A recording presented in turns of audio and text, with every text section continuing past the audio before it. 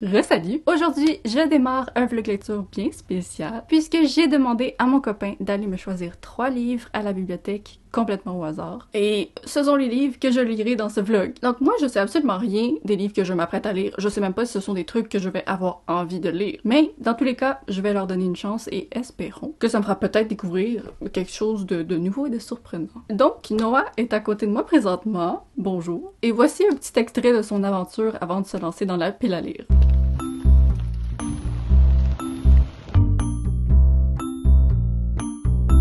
Si vous avez regardé le vidéo de l'année passée avec moi, Vous savez qu'il est anglophone. ouais, Donc, ses critères de sélection pour les livres, c'est la page couverture et ce qu'il comprend du résumé, parce que tous les livres sont en français. Donc, allons-y. tada!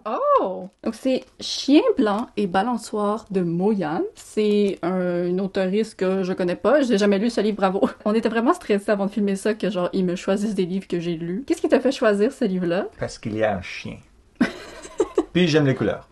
Oui, c'est vraiment une belle page couverture. C'est difficile à montrer à cause du plastique. Ok, je sais pas de quoi ça parle. Ah, ok, donc c'est un recueil de nouvelles. Et ça semble se situer dans un pays imaginaire, sauf que c'est l'auteur qu'on suit qui compte ces histoires. Et il y a un point qui m'interpelle beaucoup et qui est du réalisme hallucinatoire. Ça, c'est vraiment mon genre. Ok, Youpi! je suis partante. Maintenant, on passe au suivant.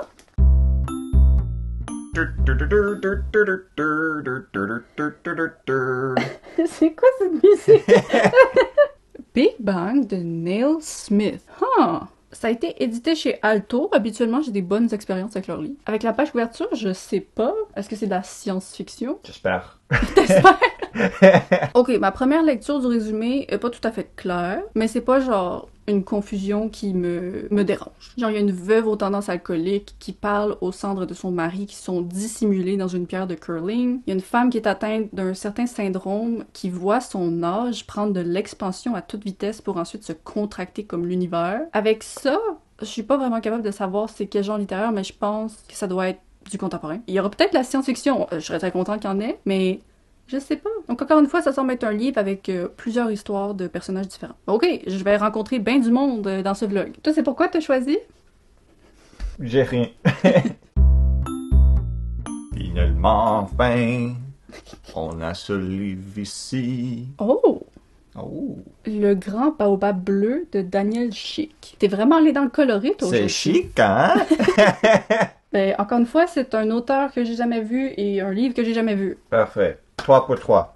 Ok, celui-là, il y a un résumé un peu plus clair à comprendre. Donc, ça se situe au Mali et on va suivre un jeune homme qui va fuir sa terre natale pour essayer d'oublier et d'échapper aux drames terribles qui se sont produits. Et il y a des mentions d'une œuvre de Picasso et un tableau en particulier qui va changer la vie du jeune homme en question. Je sais pas ça se déroule en quelle année, c'est peut-être historique, c'est peut-être contemporain, je sais pas. Mais c'est pas nécessairement le genre de livre vers lequel j'aurais gravité habituellement, parce que la page couverture elle me fait pas grand-chose, mais justement, c'est bon, c'est bon. Nous avons donc la pile à lire officielle de ce vlog. Je suis vraiment très excitée de voir si le radar de Noah va réussir à me faire trouver un 5 étoiles, puisque semblerait-il que mon radar n'y arrive pas souvent. Donc, merci Noah. Bienvenue. T'es libre maintenant. T'es libre.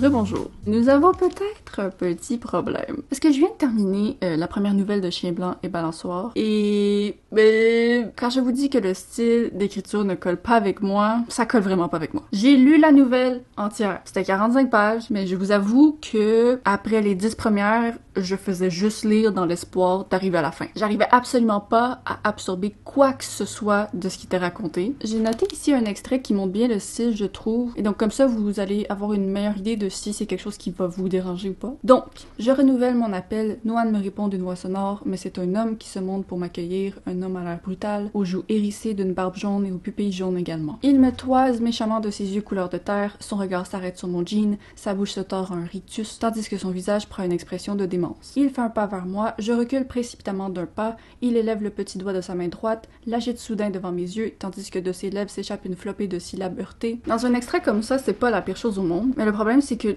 tout dans le livre est présenté avec des phrases avec beaucoup de virgules, et souvent même c'est un défilement d'action qui aurait grandement gagné à être séparé dans des petites phrases. Je suis un type de lectrice pour qui le rythme du texte, c'est vraiment la chose la plus importante à mes yeux. Au-delà de la beauté des mots, des émotions des personnages. Si je lis un paragraphe et que je trouve qu'il est pas rythmé d'une manière agréable, ben moi je suis perdue. Surtout que dans ce livre, ben comme mentionné, c'est du réalisme hallucinatoire, donc c'est comme pas tout à fait clair déjà, et là avec la narration, je suis complètement perdue. Ce que j'aime du réalisme hallucinatoire, c'est quand il est présenté d'une manière très simple, et c'est pas du tout le cas avec ça. J'ai appris par après que c'est un livre qui avait été traduit du chinois et qui était considéré comme un roman humoristique. Donc, je pense qu'il y a beaucoup peut-être de références culturelles avec lesquelles je peux pas faire de lien, et c'est peut-être pour ça que j'étais perdue. Parce que moi, j'étais tellement perdue que je voyais même pas comme l'humour des situations. Donc voilà, je pense que c'est un de ces livres qui est juste difficile à traduire en gardant toute la richesse de ses origines. Je trouve toujours ça un peu dommage pour les auteurs quand ça arrive, mais...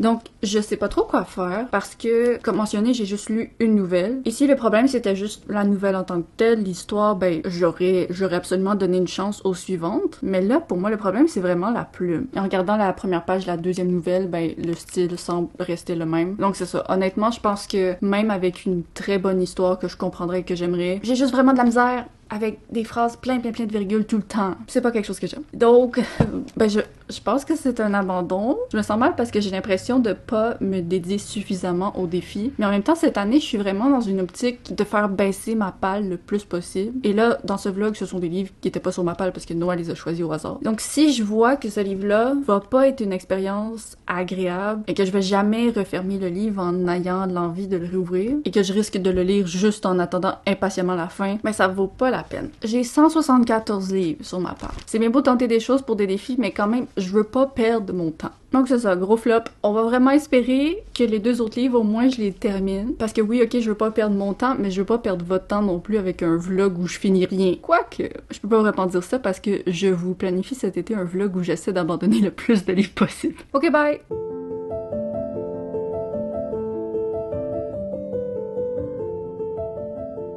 Bon, on va commencer par les bonnes nouvelles. J'ai terminé Big Bang, j'ai lu au complet. La deuxième bonne nouvelle, c'est ce joli chat. C'est tout ce que j'avais pour les bonnes nouvelles, donc pour les mauvaises nouvelles maintenant, et j'ai pas accroché. J'ai vraiment fait un effort parce que j'aimais la plume de l'auteur. Je trouve qu'il écrit bien. Je suis juste pas vraiment capable de suivre ses idées. Genre, chaque fois que je commençais une nouvelle, j'étais comme, ok, là, je vais mettre tout mon cerveau pour m'assurer de ne pas perdre le fil. Et je disais une page, j'étais comme, ok, je l'ai. Deuxième page, ok.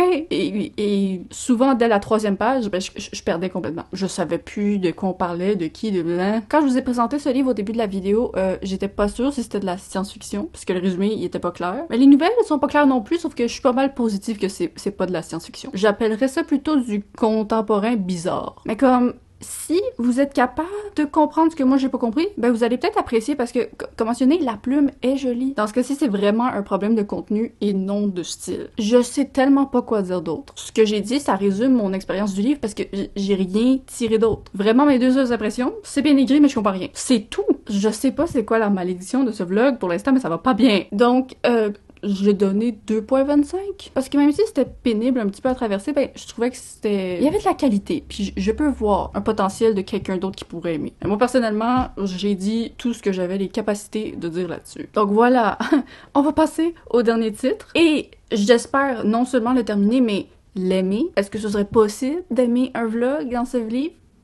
D'aimer un livre dans ce vlog. Peut-être que c'est moi le problème, peut-être c'est mon cerveau. Je sais pas, je sais plus. On s'en reparle, ok? Puis la prochaine fois, petite prière, que ce soit avec un sourire.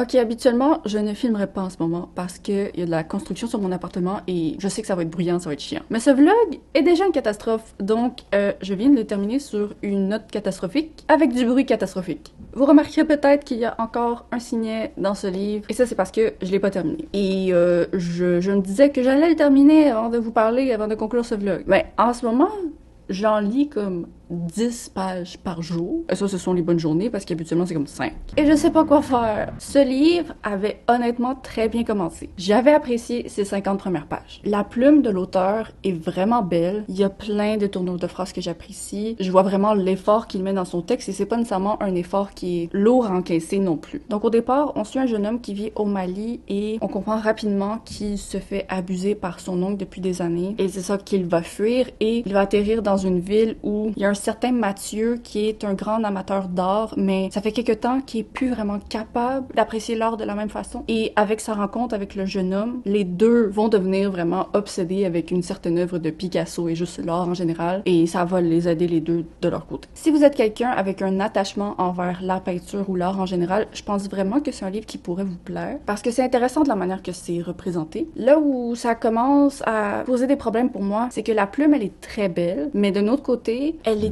extrêmement ou même uniquement narrative, dans le sens que là, j'ai lu 112 pages et dans ces 112 pages, il n'y a pas un seul dialogue. Ça fait juste décrire la progression de la vie de ces deux jeunes hommes. Et quand tu lis un chapitre individuel, c'est vraiment beau. C'est juste que moi, personnellement, un livre entier comme ça, même si l'histoire est belle, même si la plume est belle, on dirait que ça me perd. C'est pas nécessairement non plus le genre de récit qui m'accroche en général. Il y avait les éléments pour me plaire, mais je trouve que de la manière que c'est fait, ben mes yeux commencent à véritablement juste lire les phrases pour lire les phrases. Et donc c'est ça. Je pourrais terminer ce livre, il me reste 50 pages. Ça se lit très rapidement.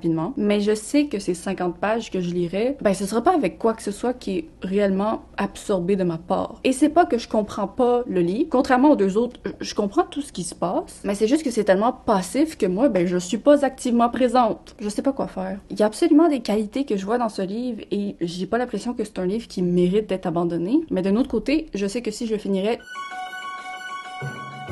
je lui donnerais une note plus basse que la note qu'il pourrait recevoir de quelqu'un d'autre qui est capable d'apprécier ce style. Et j'ai l'impression que pour un livre qui a seulement 2 notes sur Goodreads, je suis allée voir. Moi qui donne une basse note, c'est pire que moi qui fais juste abandonner le livre et pas le lire. Donc je vais voir. Je vais conclure le vlog ici. C'est possible que, je sais pas pourquoi, je me décide là, soudainement de clencher les 50 dernières pages, mais pour le moment, je pense que c'est un abandon. Sauf que comme mentionné, si le thème vous intéresse, je pense réellement qu'il y a des gens qui me regardent qui seraient capables de beaucoup aimer ce livre. C'est juste un blocage personnel avec un livre qui a aucun dialogue. Et donc, c'est ça. Ça conclut l'expérience de laisser Noah me choisir 3 livres au hasard à la bibliothèque. Je pensais honnêtement que ça allait beaucoup mieux se passer que ça. En la défense de Noah, je pense qu'il a lu aucun des résumés. Et même s'ils avaient lu, c'est pas des livres qu'avec les résumés, j'aurais pu dire « Oh, je vais pas aimer ça ». Donc voilà, c'est le risque du hasard. C'est un risque que j'ai pris à de nombreuses reprises dans le passé, mais qui m'a déjà payé avec des coups de cœur. Il y a des livres que j'ai pris au hasard à la bibliothèque à qui j'ai donné 5 étoiles. Donc,